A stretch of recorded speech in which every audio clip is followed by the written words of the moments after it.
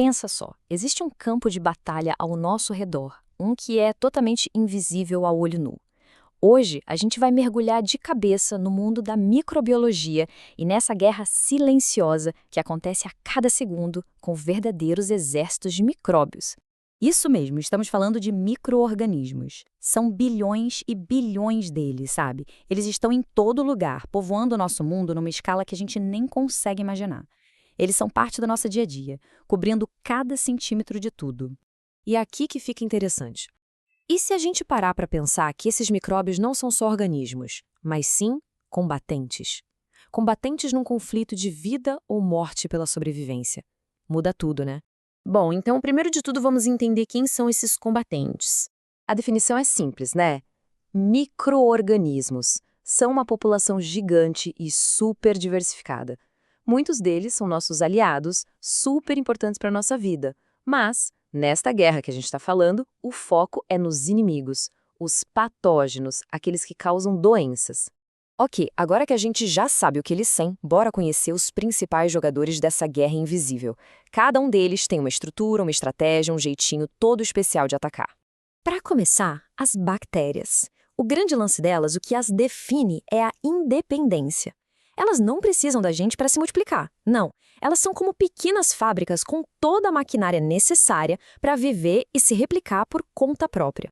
E olha que legal essa ilustração. Dá para ver direitinho essa maquinária em ação. Ali, a parede celular, que é tipo uma armadura de proteção.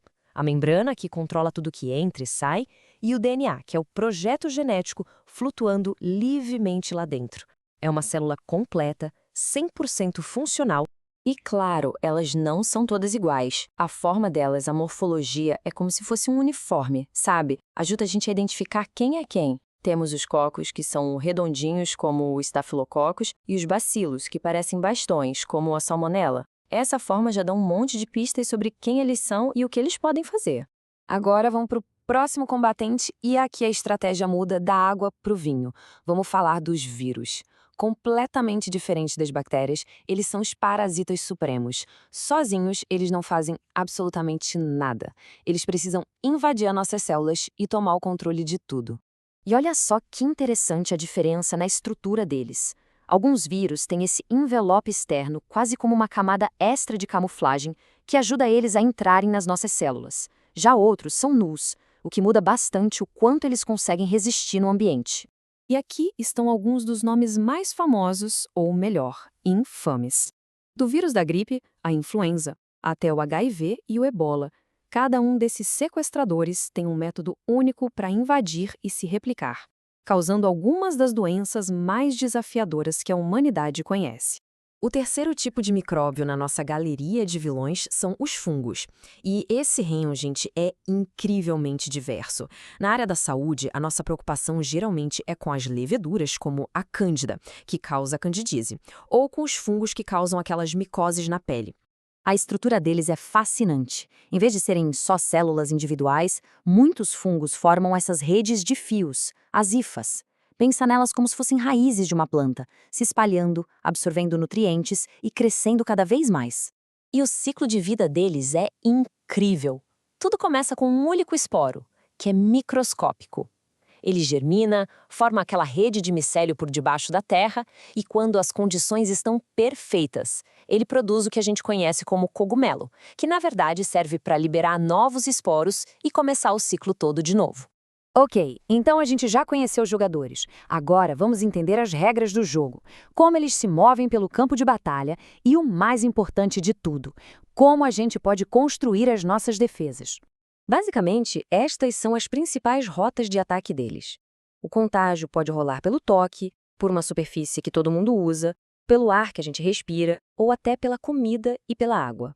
São estratégias bem simples, mas que funcionam, que é uma beleza. Mas, felizmente, a gente tem um protocolo de defesa bem forte. Lavar as mãos é a nossa linha de frente, a mais básica e poderosa. Depois vem os equipamentos de proteção, a limpeza dos ambientes e, claro, a vacinação, que é como um treinamento para o nosso corpo, ensinando ele a reconhecer e destruir o invasor antes que ele cause problemas. Agora, vamos pegar todo esse conhecimento e aplicar num lugar que é crítico para a saúde de todo mundo, a farmácia. Ali é um lugar onde as defesas precisam ser, tipo, impenetráveis. E dentro da farmácia, a gente tem o nosso arsenal. Essa tabela resume tudo de um jeito bem claro. Antibióticos para bactérias, antifúngicos para fungos e antivirais para vírus. É isso, cada arma é específica para um tipo de inimigo. Não dá para misturar.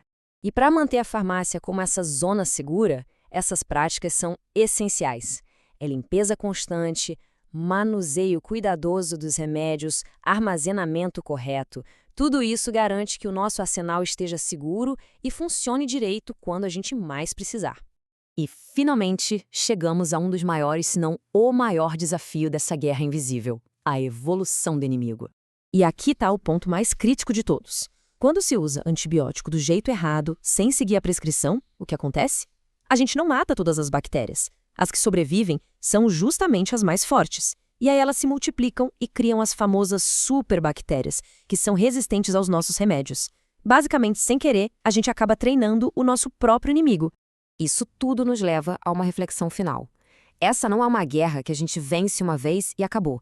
É uma corrida armamentista constante, uma corrida evolutiva. Para a gente conseguir se manter à frente, precisamos de ciência, de vigilância e, acima de tudo, de muito respeito por esses adversários invisíveis. A nossa sobrevivência, no fim das contas, depende disso.